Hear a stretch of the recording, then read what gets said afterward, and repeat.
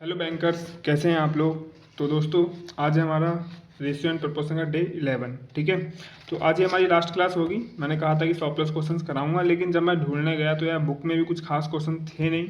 जितने मैं करा चुका हूँ वो सब वही टाइप रिपीट हो रहे थे, तो रिपीट कराने का मेरा कोई मोटिव था नहीं। और यूट्यूब पे मैं देख चुका हूँ 4 लेक्चर पहले से ही, तो वो सारे क्वेश्चंस मैं पहले ही डाल चुका हूँ। हाँ, ऐसा नहीं है कि अगर आप अदर लेक्चर देखेंगे तो उनमें 1-2 मिल सकता है, लेकिन मैं फिर अब वो 1-1 2-2 घंटे के लेक्चर देखूं और उसमें से मैं 2-3 क्वेश्चन लेके आऊँ। इससे अच्छा है कि आप वहाँ से प्रैक्टिस कर लेना। ठीक है, बुक से करना हो तो बुक से कर लेना, और यूट्यूब से करना यूट्यूब से कर लेना, या फिर पीडीएफ से करना हो तो पीडीएफ से कर लेना।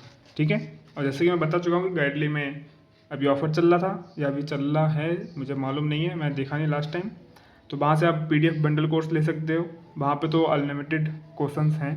अनलिमिटेड इसलिए कह रहा हूँ क्योंकि हम लगा ही नहीं पाते इतने क्वेश्चन है वहाँ पे। ठीक है, चलिए फिर आगे बढ़ते हैं, इस क्वेश्चन को यहाँ पे करते हैं और आज क्लास में आज इस चैप्टर को फिनिश करते हैं। ठीक है, समझ गए ना आप लोग। चलिए, रेशियो एंड प्रोपोर्शन के जितने मैंने क्वेश्चंस करा दूंगा आज और करा दिए हैं अब तक, उन सब की प्रैक्टिस 3 से 4 बार कर लेना। एक पीडीएफ फॉर्म में मैंने दे दिया है, पीडीएफ अपलोड कर दूंगा, एकदम अच्छे से बना के दे रखी है पीडीएफ। ठीक है, कोई कहीं पे कोई किसी भी क्वेश्चन में डाउट नहीं है और गलती नहीं है, क्योंकि क्वेश्चन पीडीएफ से ही मैं क्वेश्चंस करा रहा हूँ, तो पीडीएफ में कोई गलती होगी नहीं।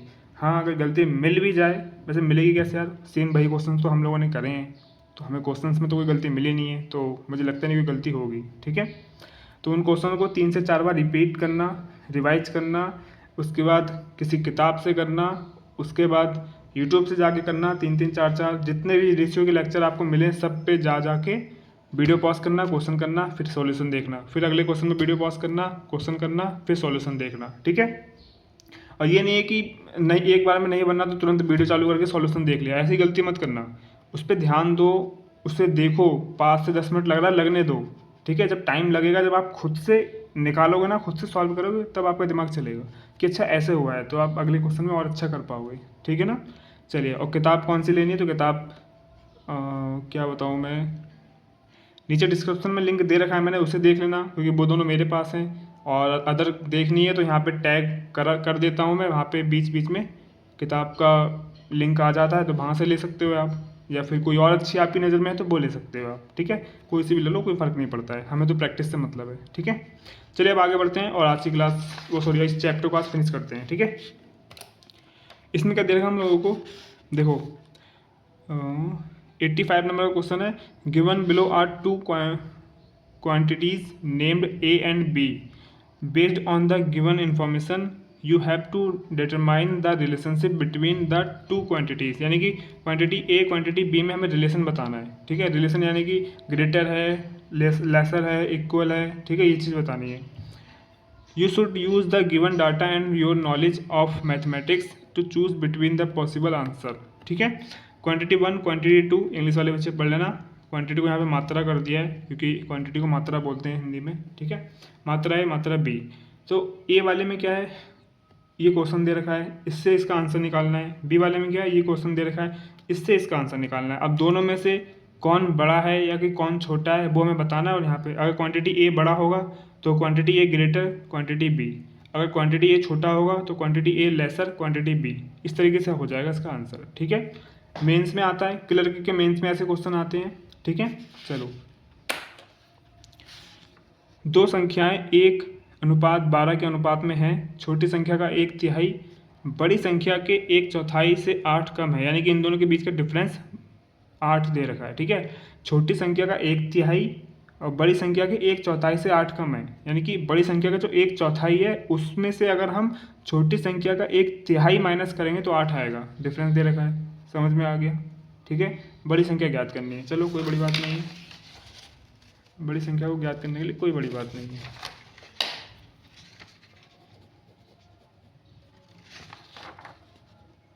क्वांटिटी ए की बात चल रही है ना, तो मैं यहाँ पे सिर्फ ए लिख देता हूँ कि ए के बारे में बात चल रही है।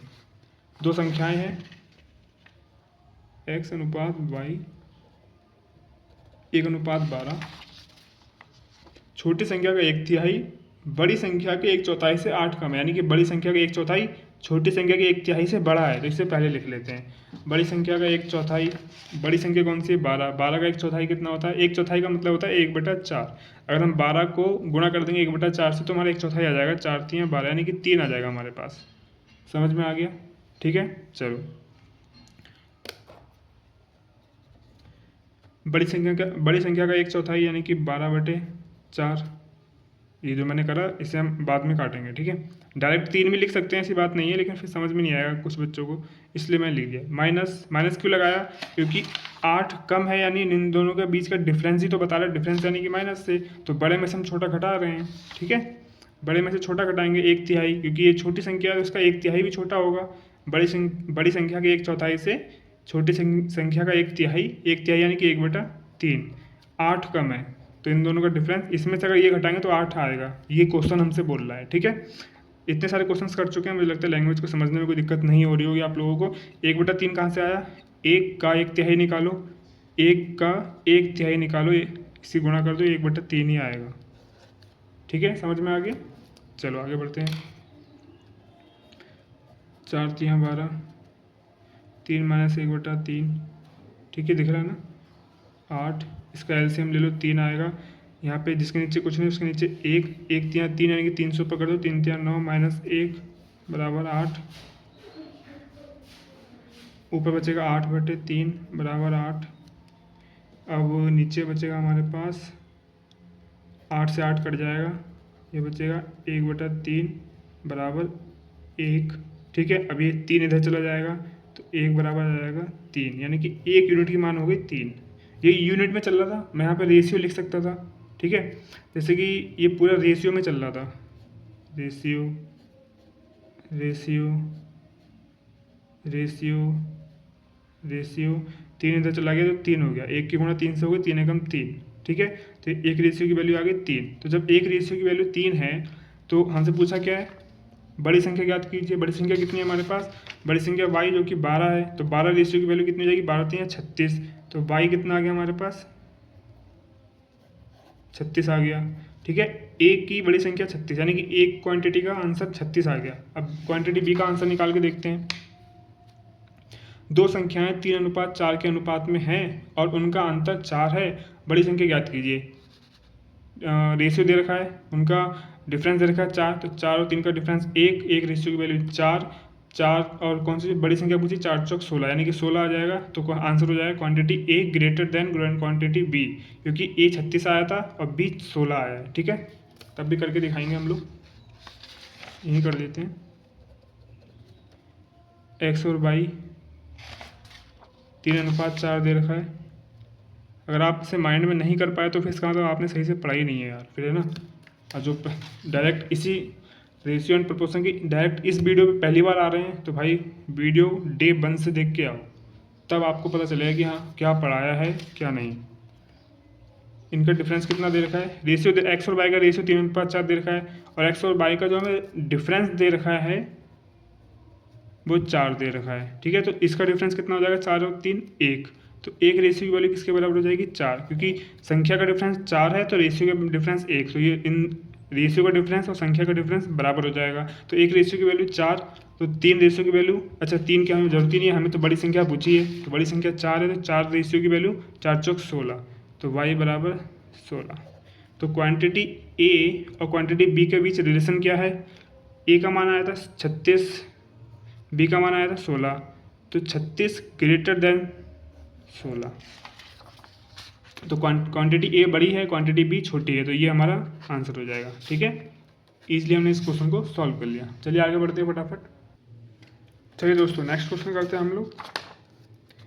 ये देखो 86 नंबर है हमारा, ठीक है। इसमें लिखा है कि बाल दिवस पर यानी चिल्ड्रन डे पर एक विद्यालय में चॉकलेट का वितरण किया गया, यानी चॉकलेट डिस्ट्रीब्यूट की गई। किसके साथ? जिसमें 1080 बच्चे हैं टोटल। प्रत्येक लड़के और लड़की को वो दी जाने वाली चॉकलेट की संख्या 1:2 के अनुपात में है, ठीक है। लेकिन उस विशेष दिन कुल 520 में से 70 लड़कियां अनुपस्थित थीं, यानी कि 520 लड़कियां थीं जिसमें से 70 नहीं आई। किस दिन? चिल्ड्रन डे वाले दिन, ठीक है। उनकी चॉकलेट का विद्यालय के अनुपस्थित थी, तो उनकी चॉकलेट का विद्यालय के लड़कों के बीच समान रूप से वितरण हुआ, जिसके कारण प्रत्येक लड़के को एक अधिक चॉकलेट मिलती है। चॉकलेट की कुल संख्या ज्ञात कीजिए। थोड़ा घुमाने वाला क्वेश्चन है, दिमाग से चलना पड़ेगा। ठीक है, क्या करना हम लोगों को, जैसे जैसे कहता जा रहा है वैसे वैसे हम करेंगे। इन क्वेश्चनों में बस क्वेश्चन की लैंग्वेज को हमें ध्यान रखना होता है और ज़्यादा से ज़्यादा कुछ नहीं करना होता है।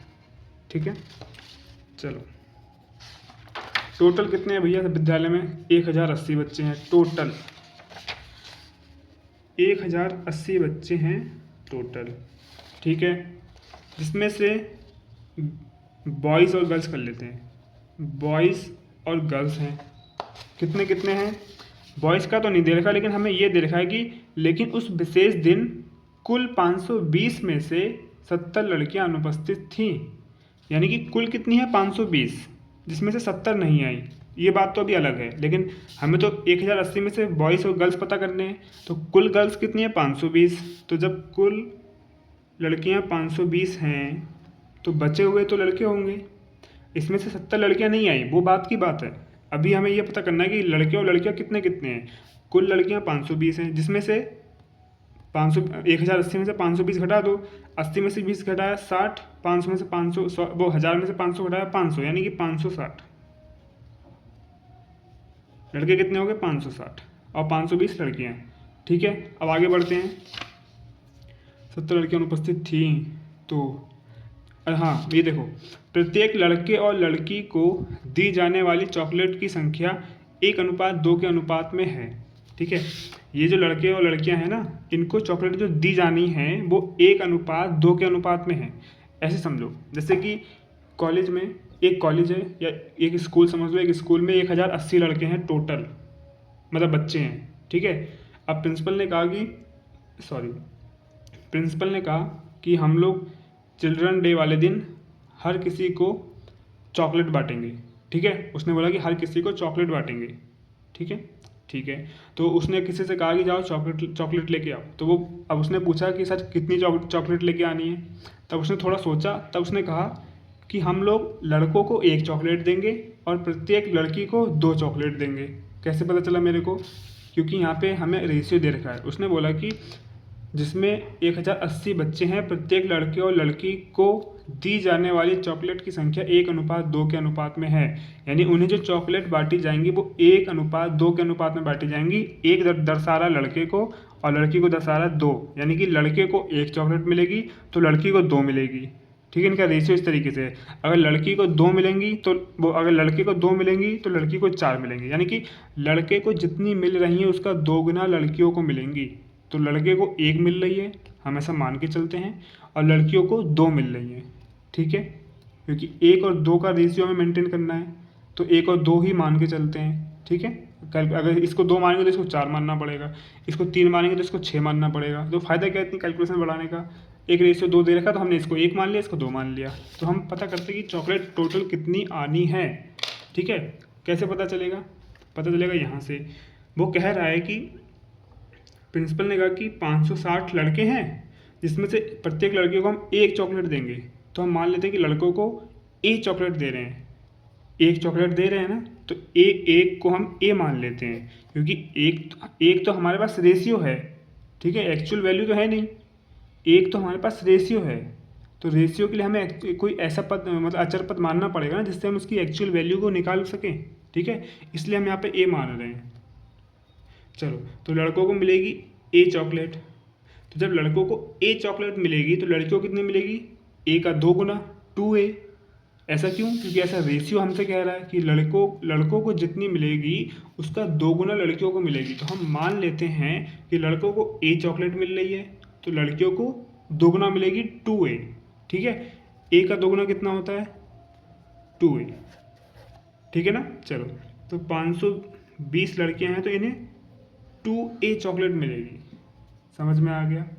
तो ये क्या हो गया, इसको जोड़ देंगे तो कितना आ जाएगा? टोटल चॉकलेट आ जाएगी। लड़कों को मिल रही है 560 लड़के हैं तो ए से गुणा कर दी, क्योंकि एक लड़के को ए चॉकलेट मिल रही है।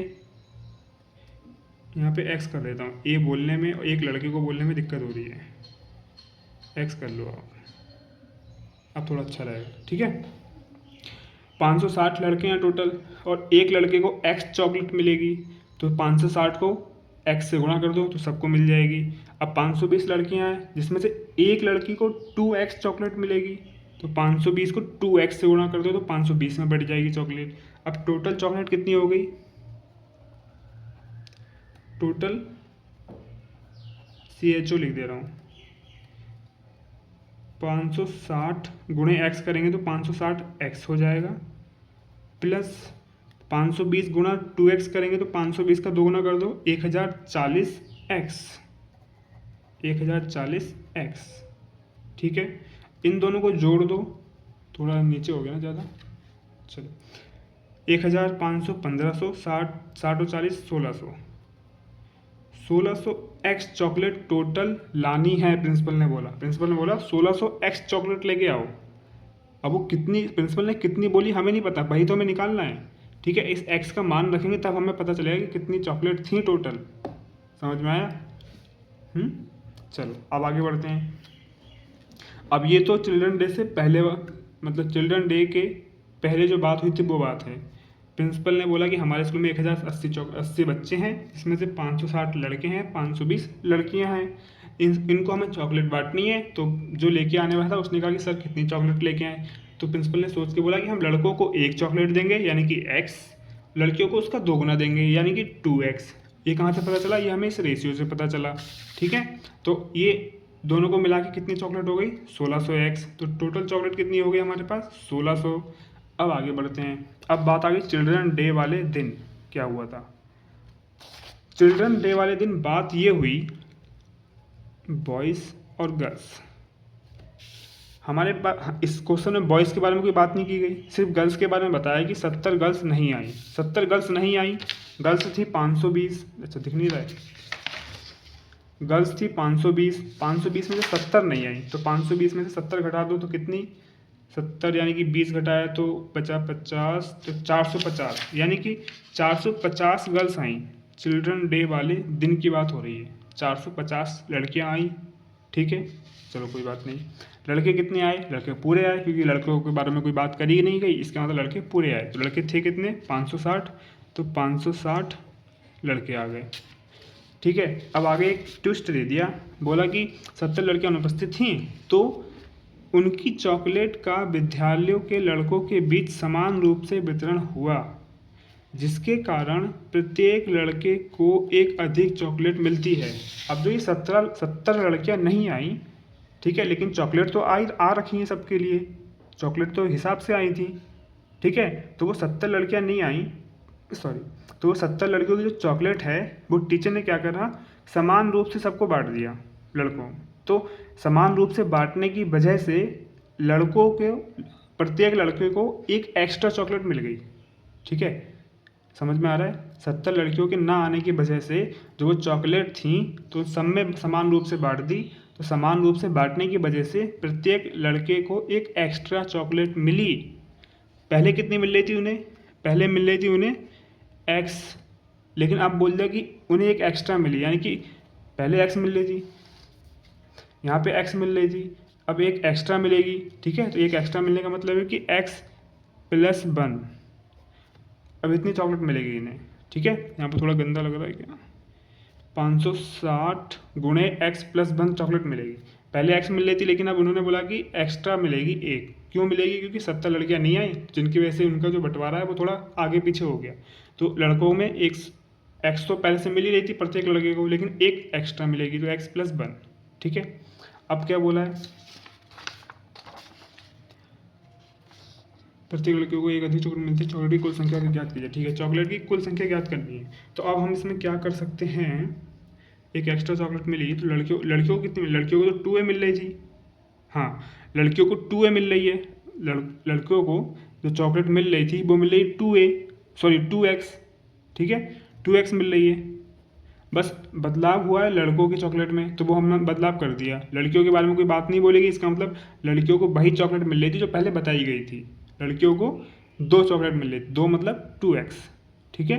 और लड़कों की जो चॉकलेट मिली उसमें थोड़ा सा बदलाव हुआ। वो बदलाव क्या हुआ कि प्रत्येक लड़के को पहले एक्स मिलने वाली थी जो प्रिंसिपल ने सोच के रख रखा था, लेकिन बाद में अगले दिन सिचुएशन देख के उन्होंने जब चॉकलेट बांटी तो लड़कों को x+1 मिली, एक एक्स्ट्रा मिली। ठीक है। अब इसकी गुणा कर देंगे और इसकी गुणा कर देंगे, फिर इन दोनों को जोड़ देंगे, टोटल कर लेंगे। 560 की जब एक्स से करेंगे तो 560 एक्स हो जाएगा, प्लस 560 प्लस ये वाला, इन दोनों को जोड़ रहे हैं ना, तो जोड़ यहाँ पे देखो, इसको गुणा करके यहाँ लिख दिया। अब इसको जोड़ेंगे तो ये जोड़ का चिन्ह लगा दिया प्लस का। अब 450 की जब 2 से गुणा करेंगे तो 900, हाँ 900 एक्स हो जाएगा। चलो अब इसे सॉल्व कर लेते हैं, थोड़ा सा इधर उधर नहीं, सॉल्व भी क्या करना है, ये हो गया हमारी टोटल चॉकलेट। ठीक है, ये टोटल चॉकलेट होगी। अब ये वाली जो टोटल चॉकलेट है और ये वाली जो टोटल चॉकलेट है तो बराबर, क्योंकि जितनी चॉकलेट आई थी उतनी ही बांटी गई, तो ये दोनों बराबर हैं। बस थोड़ी सी इक्वेशन बन गई इनकी कंडीशन के हिसाब से, तो ये वाली बराबर और ये वाली बराबर, तो इनको हम बराबर कर लेते हैं। मतलब ये वाली और ये वाली चॉकलेट बराबर है तो इसको हम बराबर कर लेते हैं। ठीक है, आपस में लिख लेते हैं। तो ये इधर वाली कितनी थी, 1600 एक्स बराबर हो जाएगी इस चॉकलेट के, क्योंकि यही चॉकलेट तो इसमें बांटी गई है। 560 एक्स 560 900 एक्स। ठीक है, अब यहाँ से हमें एक्स का मान मिल जाएगा, बस 1600 एक्स में रख देंगे, पता चल जाएगा कितनी चॉकलेट थी। ठीक है ना, 1600 एक्स। अगर मैं इसको और इसको जोड़ देता हूँ तो कितना हो जाएगा, 9 5 14 1460। और 1400 चलो डायरेक्ट लिख सकते थे, 1460 को इधर ले आते माइनस करके लिख देते, लेकिन कोई बात नहीं। 1460 एक्स प्लस 560, इसको इधर ले जाओ। अब मैं घटा भी सकता था डायरेक्ट, लेकिन फिर कोई बात नहीं।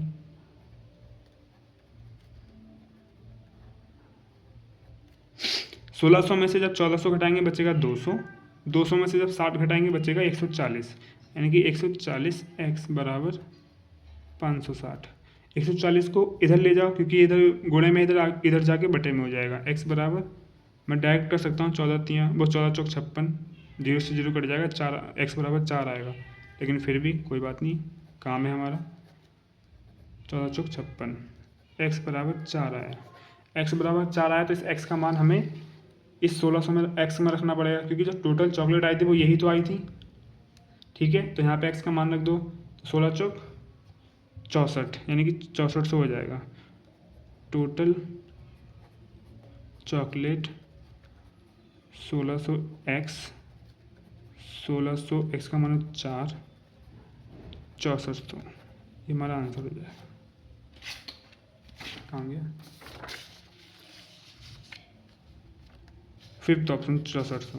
ठीक है, ये क्वेश्चन हो गया हमारा, कोई दिक्कत तो नहीं आई मेरे ख्याल से। चलिए फिर नेक्स्ट क्वेश्चन करते हैं फटाफट। चलिए दोस्तों, इसको भी सॉल्व कर लेते हैं फटाफट। Question number 87। ठीक है, यदि 8544 रुपये को ए बी और सी के बीच 6:11:15 के अनुपात में बांटा जाता है, यदि बी ने रुपए में 50% की वृद्धि की, 50% की वृद्धि की, मैं इस टाइप का क्वेश्चन मैंने कराया था ना, जब वृद्धि करते हैं या फिर 50% बढ़ाया है ना, ऐसे कुछ लिखा हो तो समझ आना 50% उसमें प्लस करना है। जैसे बी ने 50% की वृद्धि की, यानी बी का कितना है 11, तो 11 प्लस 11 गुणे 50%, यानी 11 तो है ही है, लेकिन 11 का 50% भी साथ में जुड़ जाएगा। ठीक है, ए ने अपने रुपए का 20% खर्च कर लिया, यानी कि ए का जितना था उसमें से 20% माइनस कर दो।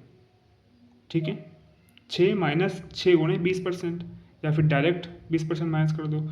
रुपए का नया अनुपात ज्ञात कीजिए। अगर आप इसको इस तरीके से निकालेंगे ना कि 11 का 50% ऐड कर देते हैं और 6 का 20% ऐड कर देते वो माइनस कर देते हैं, तो आंसर कैलकुलेशन बहुत टफ हो जाएगी और घिचपिच हो जाएगी। इसमें बताइए क्या करना होता है, इसमें एक काम करना होता है, बता रहा हूँ क्या करना होता है। लाइट भी चली गई यार, चलो। ए बी सी 6:11:15,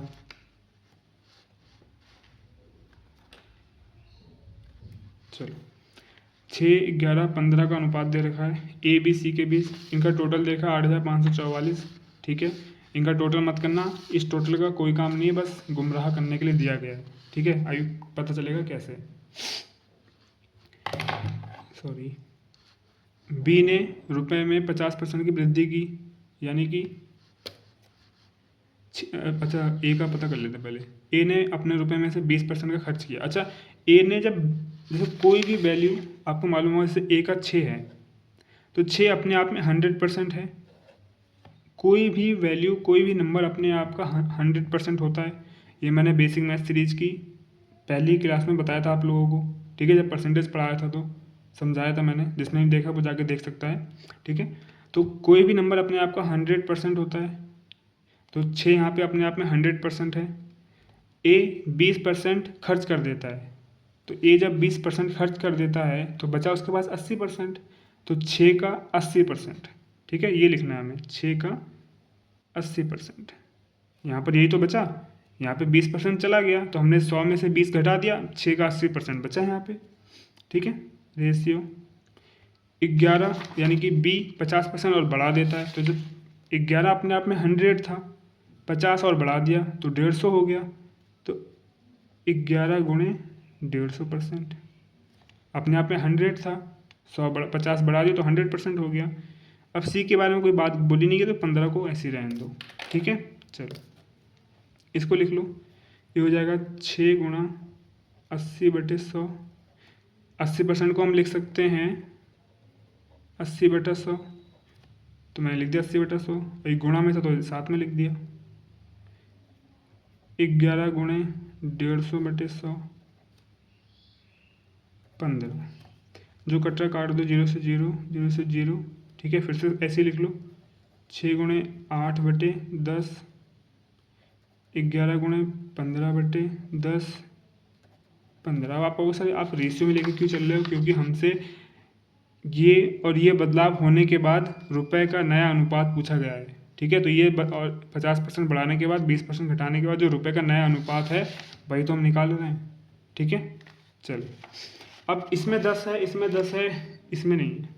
अगर मैं इसे गुणा करके 10 से भाग करूँ पॉइंट में आंसर आएगा, इसे गुणा करके 10 से भाग करूँ तो इसे गुणा करके 10 से भाग करूँ पॉइंट में आंसर आएगा, लेकिन ऑप्शन में कहीं भी पॉइंट है नहीं। इसका मतलब अगर मैं ये 10 हटा दूँ, 10 हटा दूँ तो मेरा काम बन जाएगा, तो बस गुणा करो आंसर आ जाएगा। लेकिन 10 हटा नहीं सकता मैं, क्योंकि इसमें से हटाओगे तो इसमें से भी हटाना पड़ेगा, इसमें से हटाओगे तो इसमें से भी हटाना पड़ेगा। जो काम एक रेशियो में करते हैं वो सब में करते हैं, इसमें 10 हटेगा तो इसमें भी हटेगा, इसमें तो 10 है ही नहीं। तो एक काम करते हैं, अगर मैं इस तीनों में 10 से गुणा कर दूं तो ये तो अपने आप हट जाएगा। चलो फिर गुणा कर देते हैं। ठीक है, इन तीनों रेशियो में 10 से गुणा कर दो। ऐसा क्यों कर रहे हैं? अपनी कैलकुलेशन को ईजी करने के लिए कर रहे हैं, और क्या कर रहे हैं। ठीक है, चलो इसमें जब 10 से गुणा करेंगे, जैसे कि ये लिखा हुआ है 6 गुणे 8/10 लिखा हुआ, जब मैं इसमें 10 से गुणा करूँगा तो ये 10 से 10 कट जाएगा, 6 × 48 बचेगा, 48 लिख दे रहा हूँ। ठीक है, इसमें जब मैं 10 से गुणा करूँगा तो 10 से 10 कट जाएगा, तो 11 15 165 हो जाएगा। इसमें जब 10 से गुणा करूँगा तो नीचे इसमें 10 तो है नहीं, तो 10 कटेगा, तो ये डायरेक्ट गुणा हो जाएगा, तो ये 150 हो जाएगा।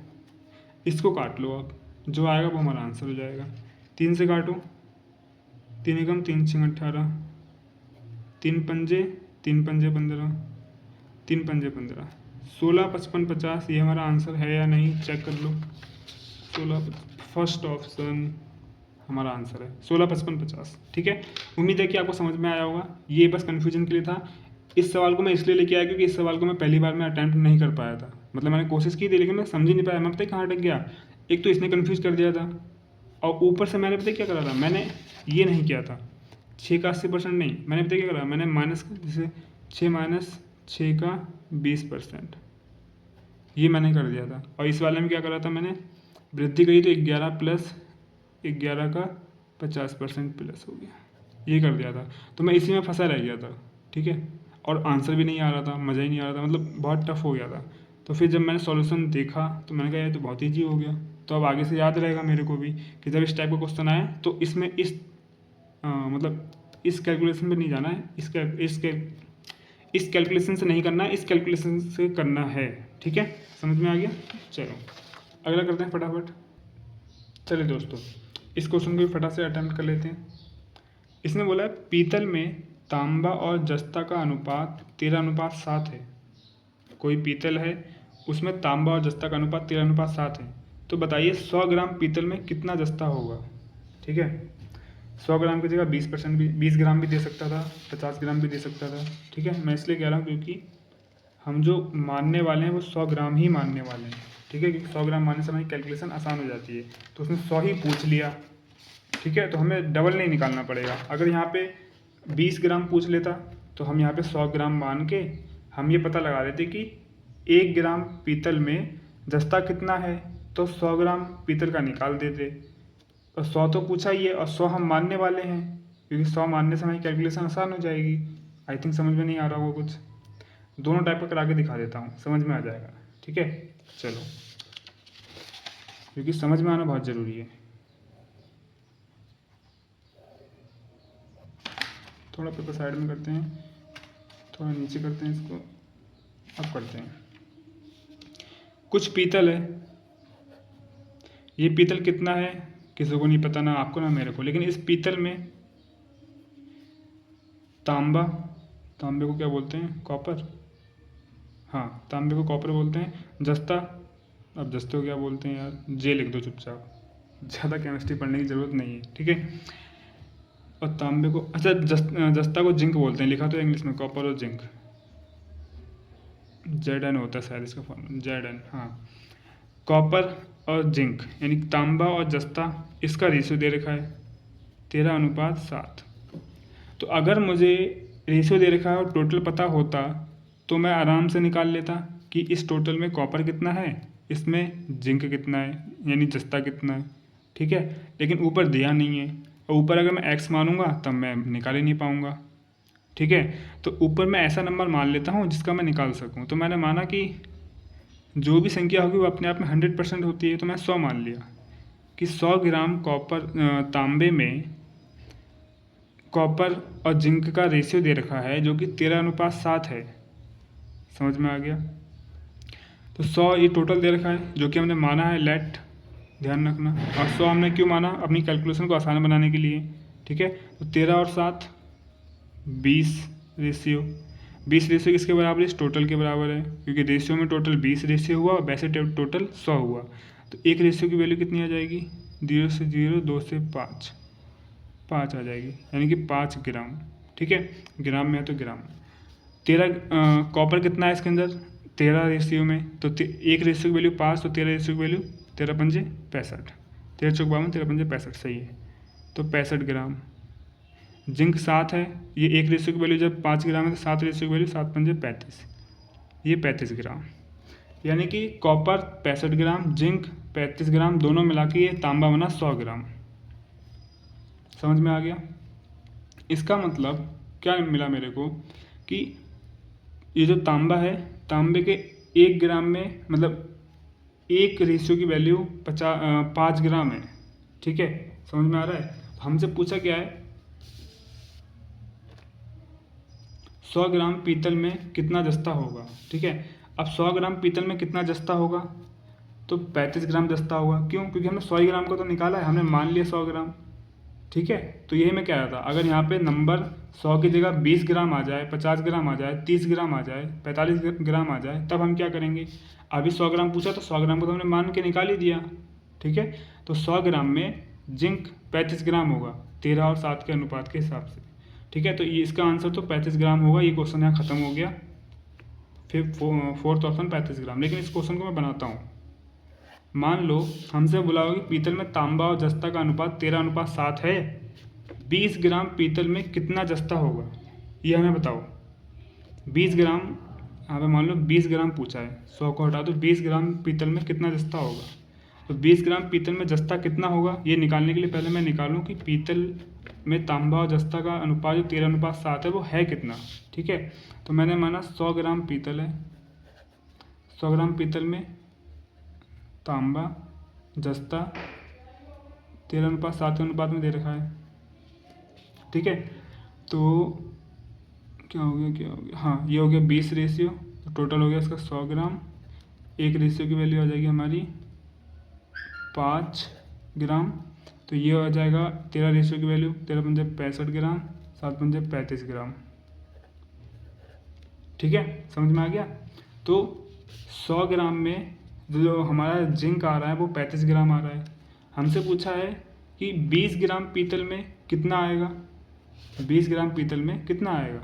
जब 1 ग्राम, अच्छा एक मिनट, 1 ग्राम में कितना आ रहा है, अगर 7 रेशियो की वैल्यू 7/20 हो जाएगा।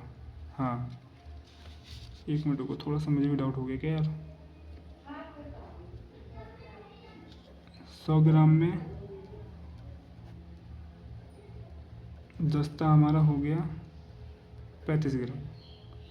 ठीक है, चलो तो 20 ग्राम में जस्ता कितना हो जाएगा हमारा, रेशियो जस्ता का दे रखा है 7।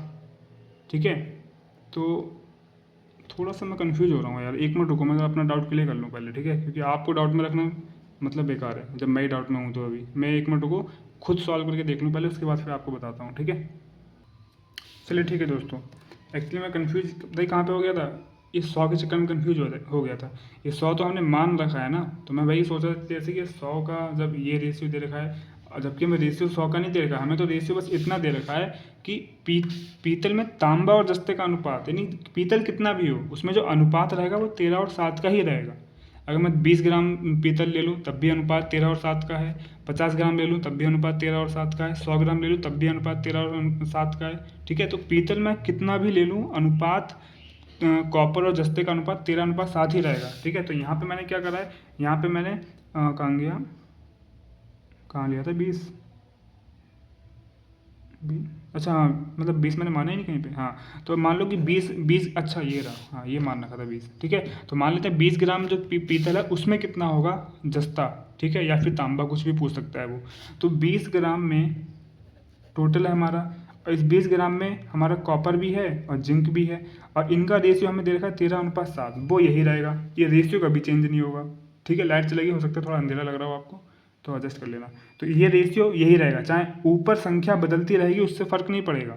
ठीक है, ऊपर संख्या कोई सी भी हो लेकिन रेशियो यही रहेगा, क्योंकि उसने हमें पीतल की बात करी है, पीतल में तांबा और जस्ते का अनुपात इतना ही है। अब यहाँ पे वो 100 ग्राम पूछे, 20 ग्राम पूछे, 10 ग्राम पूछे, 50 ग्राम पूछे, मतलब नहीं है, फ़र्क नहीं पड़ता है। तो जब 100 ग्राम पूछा तो मैंने 100 रख के इनका रेशियो लिया, निकाल दिया।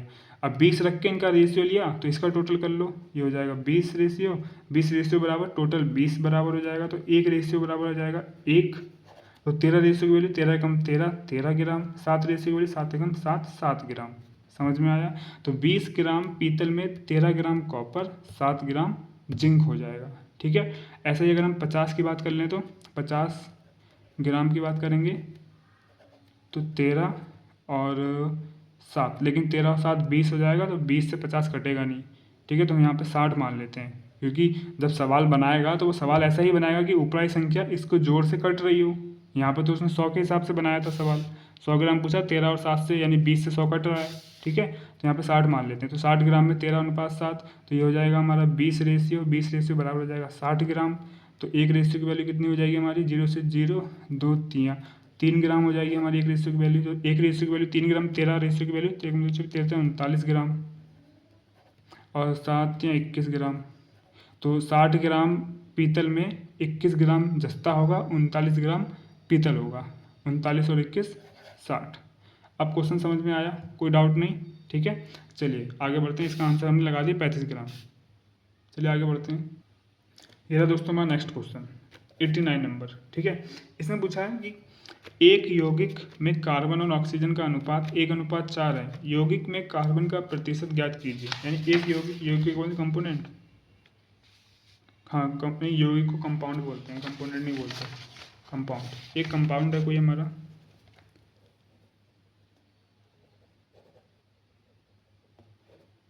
UND कंपाउंड है।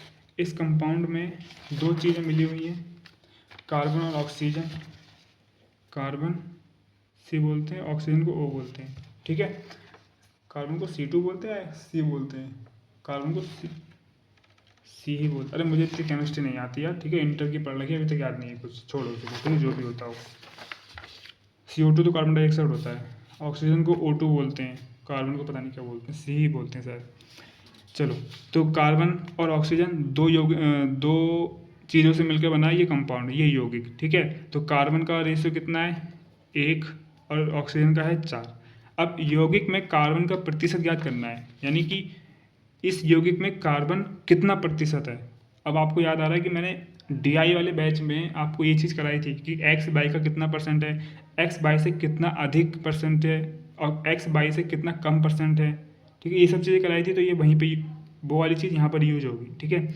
वो सीखने के लिए आपको बस जाना पड़ेगा यार। अब DI वाला बैच अगर आपने नहीं देखा तो जाके देख लेना। और सिर्फ DI अगर आपको आती है तो DI की शुरुआत मैंने 3 से 4 क्लास करा रखी है, ठीक है। तो उस 3 से 4 क्लास को ही देख लेना आप, उसमें ही आपको समझ में आ जाएगा, बेसिक करवा रखा है, ठीक है। 3-4 क्लास में ही मैंने कहीं किसी एक क्लास में कराया था, ये आप समझ लेना और देख लेना जाके, अगर नहीं आता है तो एक बात, जो कंपाउंड है, तो ये जो कंपाउंड टोटल मिलकर बना है वो कार्बन और ऑक्सीजन से मिलकर ही बना है, ठीक है। बैकग्राउंड आवाज़ को इग्नोर कर देना। ये जो कंपाउंड है ये कार्बन और ऑक्सीजन से मिलकर बना है। तो कार्बन और ऑक्सीजन कंपाउंड हमें पता नहीं कि कितना है टोटल, लेकिन बना तो इन्हीं दोनों से मिलकर है। तो इन दोनों को जोड़ दो, 4 1 5, तो कंपाउंड कितना हो गया टोटल 5। अब इस 5 का 1 हिस्सा कार्बन है, इस 5 का 4 हिस्सा ऑक्सीजन है। हमसे पूछा है कि ये जो कार्बन है वो कंपाउंड का कितना प्रतिशत है, ये तो पूछा है कि इस कंपाउंड में कार्बन कितना प्रतिशत है, ये बात बोलो। या फिर ये बोलो कि कार्बन कंपाउंड का कितना प्रतिशत है, ठीक है। नहीं नहीं, इस कंपाउंड में कार्बन कितना प्रतिशत है, या फिर ये बोलो कि 1 5 का कितना प्रतिशत है, ठीक है। समझ में आ गया। तो जब पूछा जाए कि 1 5 का कितना प्रतिशत है, तो जिससे पूछा जाता है उसको नीचे रखते हैं और जिसके लिए पूछा जाता है उसको ऊपर रखते हैं और गुणा 100 कर देते हैं, ठीक है। इतना सा है बस, इसीलिए मैं लेके आया इस क्वेश्चन को। तो पूछ रहा है कि 1 5 का कितना प्रतिशत है, तो 5 से पूछ रहा है, 5 का 5 नीचे और 1 के बारे में बात कर रहा है, तो 1 ऊपर गुणे 100 जरूर लगाते हैं, फार्मूला होता है, ठीक है। जिससे पूछा जाता है वो नीचे और जिसकी बात की जाती है वो ऊपर, गुणा 100, ये फार्मूला होता है, इसीलिए बता रहा हूँ। तो DI वाले बैच में जाना, वहाँ पे जाके सीख लेना इस चीज़ को। मैंने बहुत कम से कम 10-15 एग्जाम्पल कराए इसके ऊपर, समझ जाओगे आप, ठीक है। चलो, तो हाँ, जब 1/5 गुणा 100 लिखा हुआ है तो 1/5 गुणा 100 यानी कितना हुआ ये 20%। 1/5 की वैल्यू होती है 20%, ठीक है। समझ में आ गया। चलो साफ साफ लिख दो फिर, 1/5 यानी कि 20%, ठीक है ना। अगर समझ में नहीं आया तो 100 की 1 की गुणा 100 में कर दो, 100/5, 5 दूनी 10, 20, आ गया 20%। हमें पहले से पता था 1/5 किसकी वैल्यू होती है 20% की, तो हमने 20% लगा दिया इसका आंसर, ठीक है। हो सकता है कम लोगों को समझ में आए, क्योंकि जिसको वो कॉन्सेप्ट समझ में पता नहीं है कि एक्स वाई का कितना परसेंट है, एक्स वाई से कितना अधिक परसेंट है, एक्स वाई से कितना कम परसेंट है, ये चीज़ें DI में बहुत ज़्यादा यूज होती हैं, बहुत ही ज़्यादा। DI के हर सेट में एक क्वेश्चन इससे रिलेटेड होता है, ठीक है। तो इसीलिए DI बैच में उससे कराया गया है, ठीक है। और हर टीचर कराता है इस चीज़ को, हर टीचर जो DI पढ़ाता है, तो उसी से रिलेटेड यहाँ पे एक क्वेश्चन डाल दिया और कुछ नहीं है, ठीक है। चलो आगे बढ़ते हैं। चलिए दोस्तों, ये ना हमारा नेक्स्ट क्वेश्चन, ठीक है। ये सेकंड लास्ट क्वेश्चन है आज के क्या इस चैप्टर का, ठीक है। इसमें क्या बोला है, सुनील को 3 विषयों में 2:3:4 के अनुपात में अंक मिले हैं। यदि वह अगली परीक्षा में संबंधित विषयों के मतलब उन्हीं 3 विषयों में 15%, 10% और 15% अधिक अंक प्राप्त करता है तो अंकों का नया अनुपात ज्ञात कीजिए। बहुत सिंपल है, कोई बड़ी बात नहीं है, समझ लो, प्रैक्टिस करने के लिए लेके आए हैं। ऐसा क्वेश्चन हमने अपने सीरीज में चैप्टर में नहीं कराया, इसलिए मैंने ले लिया, ठीक है। मैं बता तो रहा, मैं आपको सारे क्वेश्चंस नए ही कराता हूँ, ठीक है। ऐसे क्वेश्चंस कराता हूँ जहाँ पे हम अटक सकते हैं, और आप लोग ज़्यादा से ज़्यादा क्वेश्चन की प्रैक्टिस भी करना, ठीक है।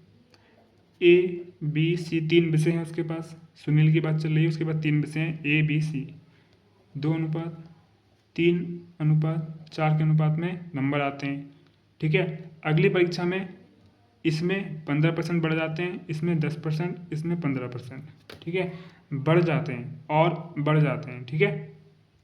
इसका मतलब अधिक अंक प्राप्त करता है, यानी अधिक, यानी कि जुड़ जाते हैं उसमें। तो ये अपने आप में 100 है, पहले 2 था, अपने आप में 100 है ये, अब बढ़ जाता है 15%, 100 और 15 115, यानी कि 115% हो गया अभी। ये 3 अपने आप में 100 है, बढ़ गया 10%, तो 110%। 4 अपने आप में 100 है, बढ़ गया 15%, तो 115%। अनुपात में है, इसे काट लो यहीं पर, इजी हो जाएगा। परसेंटेज से परसेंटेज से परसेंटेज से तीनों में कट गया, तीनों में कटना चाहिए तभी कटेगा, ठीक है। अगर यहाँ पे 2 से काट रहे हो तो सब में 2 से कटेगा, यहाँ पे 3 से काट रहे हो तो सब में 3 से कटेगा। ये चीज़ याद रखना, ये रेशियो इस तरीके से होता है। इसे काटो, ये 5 से कटेगा, ये भी 5 से कटेगा, ये भी 5 से कटेगा। 5 दूनी 10, 5 या 15, 5 दूनी 10, 5 दूनी 10, 5 दूनी 10, 5 या 15, ऐसा ही है ना? हाँ ठीक है। रेशियो यहाँ पे 3 गुणे हैं, यहाँ पे 2 गुणे हैं, यहाँ पे 4 गुणे हैं। 2 एकम 2, 2 से काटो 11, 2 से काटो 2, 23, 23। अब गुणा कर दो, बचा 23, 11 दिया 33, 23 दूनी 56, नहीं 46, 23, 33, 46, ये हमारा नया रेशियो हो जाएगा। देखें तो 23, 33, 46 पहला ही ऑप्शन है। 23, हाँ ये 24 है। 23, 34, 46, हाँ पहला ऑप्शन सही है हमारा, ठीक है। चलिए आगे बढ़ते हैं, फटाफट लास्ट क्वेश्चन करते हैं। ये रहा दोस्तों हमारा आज का और इस चैप्टर का लास्ट क्वेश्चन, ठीक है। आज मेरी लास्ट क्लास थी, ठीक है ना। चलो, मैं मानता हूँ कि मैं 100+ क्वेश्चंस की बात की थी, लेकिन मैंने सोचा कि यार किताब इतनी बड़ी है तो उसमें मिल जाएंगे अच्छे अच्छे क्वेश्चंस, लेकिन नहीं मिले तो मैं क्या करूँ, ठीक है। और उसमें जो मॉडरेट से डिफ़िकल्टी लेवल के क्वेश्चंस हैं वो मैंने नहीं कराए, इसलिए नहीं कराए क्योंकि उन क्वेश्चनों को करने के लिए आपको पार्टनरशिप आना चाहिए, आपको प्रॉफिट एंड लॉस आना चाहिए, आपको एज आना चाहिए, एज वाले चैप्टर, आपको CI और SI आना चाहिए। मतलब जो इसके जो मॉडरेट लेवल के क्वेश्चंस होते हैं ना, उसमें अरिथमेटिक को मिक्स कर देते हैं, ठीक है। तभी आप कर पाओगे, मतलब आप पहचान ही नहीं पाओगे कि वो मिक्सचर एंड एलिगेशन का है, रेशियो का है, एज का चैप्टर है, या फिर SI CI पूछ रहा है, मतलब सब मिक्स कर देते हैं। तो अरिथमेटिक में जो मॉडरेट लेवल, जब भी मॉडरेट लेवल बढ़ता है तो समझ जाओ कि उसमें मिक्स चैप्टर आ जाते हैं, 2 से 3 चैप्टर का यूज होता है, तो इसीलिए वो हमने कराया नहीं, ठीक है। समझ में आ रहा है। और उन क्वेश्चनों को मैं पेपर में छोड़ने वाला भी हूँ, क्योंकि मतलब मुझे अभी 1 साल में समझ आया है। मेरा एक दोस्त है जो कि सभी एग्ज़ाम के प्री क्लियर कर चुका है और मेंस भी दे चुका है, लेकिन अनफॉर्चुनेटली उसका मेंस नहीं हुआ। वो इसलिए नहीं हुआ क्योंकि उसने गलती की, उसने प्री पढ़ा, मेंस नहीं पढ़ा, ठीक है। तो उसने मेंस से उसने बैंकिंग अवेयरनेस पढ़ी नहीं, कंप्यूटर पढ़ा नहीं था, इंग्लिश उसकी थोड़ी वीक है क्योंकि हिंदी मीडियम से है और वो इंग्लिश लेकर ही चल रहा है। सैल्यूट है उसको, क्योंकि मेरी तो हिम्मत नहीं होती कि मैं इंग्लिश लेकर चलूँ, ठीक है। इंग्लिश लेते हुए उसने सारे प्री क्लियर किए हैं, इसका मतलब इंग्लिश अच्छी खासी हो गई है, बस अब थोड़ा उसे पॉलिश करना अपने आप को, ठीक है। और सभी एग्ज़ाम के प्री क्लियर करे हैं उसने, इसका मतलब दम है, ठीक है। तो उससे मुझे थोड़ा गाइडेंस मिली, तो वो ये कह रहा था कि RRB PO में थोड़ा सा नॉलेज दे दे रहा हूँ आपको, क्वेश्चन बाद में कराते हैं। RRB PO में हमें 40 क्वेश्चन मिलते हैं, 20 मिनट मिलता है। इस 40 क्वेश्चन में 3 DI, 15 मार्क्स, 10 मिसलेनियस, M से लिख दूँ, मिसलेनियस की स्पेलिंग नहीं आती मेरे को, झूठ की बोलूँ, ठीक है। ये होते हैं 10 मार्क्स, 15 और 10 25, ठीक है। अब अच्छा 1 मिनट, अगर 10 नंबर का मिसलेनियस आ रहा है तब तो ठीक है, और 15 और 10 25 और 15 नंबर का अरिथमेटिक, यानी कि मिसलेनियस 12 से 15 हो सकता है, और अरिथमेटिक हमारे 10 क्वेश्चंस आते हैं, ठीक है। अरिथमेटिक के 10 क्वेश्चंस आते हैं, प्री वाले क्वेश्चंस तो आप अटेम्प्ट कर सकते हो क्योंकि उस लेवल की हमने तैयारी कर ली है रेशियो एंड प्रोपोर्शन की, ठीक है। लेकिन जब मेंस में जाओ तो अरिथमेटिक से हट के ही चलना चाहिए, ठीक है। तो वो ये कह रहा था कि जब DI 3 आती हैं, ठीक है, और 10 नंबर के आपके मिसलेनियस आते हैं, समझ गए। तो 15 मिनट में तो आप DI कर पाओगे, 5 मिनट में 1 DI, 15 मिनट में आप DI कर पा रहे हो। अब मिलते कितने हैं? 20 मिनट, 20 मिनट मिल रहे हैं, 15 मिनट में DI, 20 मिनट में 5 मिनट बचे हमारे पास। 5 मिनट में हम ये 10 मिसलिनियस करते हैं, जो कि हो जाते हैं, सब कर लेते हैं, स्पीड अच्छी है तो। मिसलिनियस मतलब कि स्पीड मैथ, ठीक है। इसमें जो मिसलिनियस में क्वांट की बात कर रहा हूँ, तो जो बैंक रीजनिंग का मिसलिनियस है उसमें blood relation, coding, decoding, alphanumeric और कौन सा रैंकिंग, और एक दो चैप्टर और हैं, सिलोगिज्म, इनइक्वालिटी, ठीक है, ये सब मिक्स होता है। लेकिन क्वांट में जब मैं मिसलिनियस की बात करूँ तो वो स्पीड मैथ में आ जाता है। तो 10 से 12 क्वेश्चन या 12 से 15 क्वेश्चन स्पीड मैथ के आते हैं, तो 5 मिनट में हम स्पीड मैथ कर पाते हैं। तो 10 नंबर यहाँ से मान लो, ठीक है, 10 क्या नाम है, 10 मार्क्स मान लेते हैं।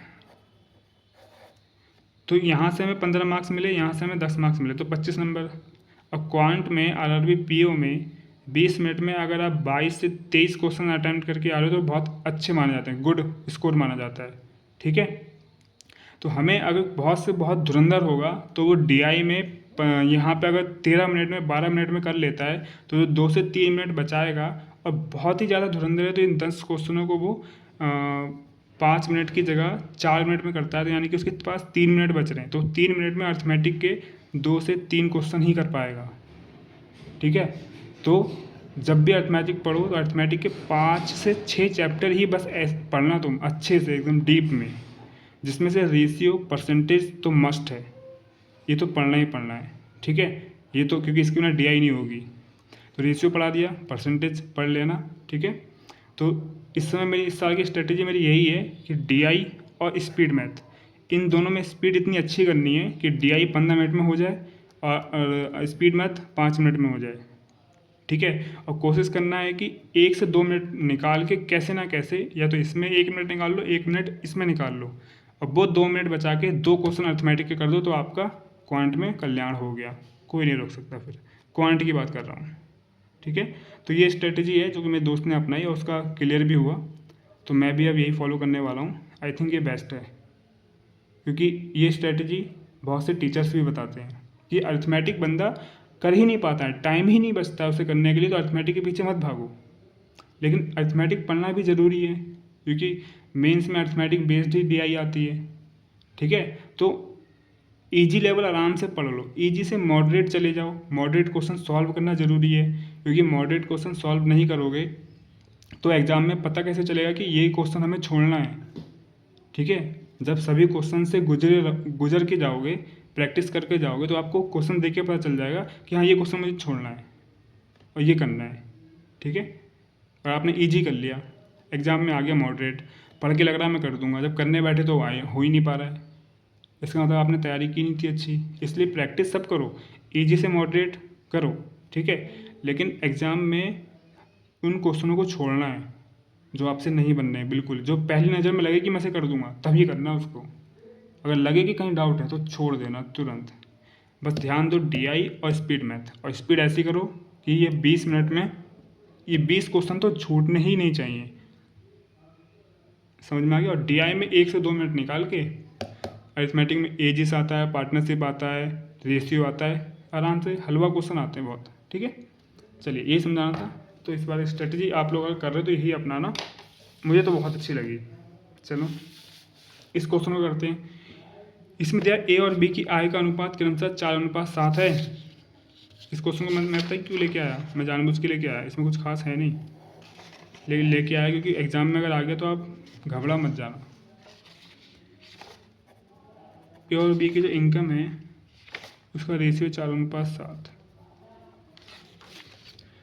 ए की आय में 50% की वृद्धि का होती है, तो मान लेते हैं ए 4x है और बी 7x है, इसमें 50% की वृद्धि होती है, 4x गुणे 150% बटे अनुपात दे रखा है ना, तो मैंने बटे में कर दिया, अनुपात दे रखा है, ये देखो, एक मिनट अलार्म बज गया था। बी की आय में 25% की वृद्धि होती है, बी की आय कितनी 7x का 25% यानी कि 125% हो गया, वृद्धि होती है ना, और बढ़ता है, और बढ़ने के बाद इनका रेशियो कितना दे रखा है, इतनी इंक्रीजमेंट करने के बाद आय का नया अनुपात 8:7 है, ठीक है।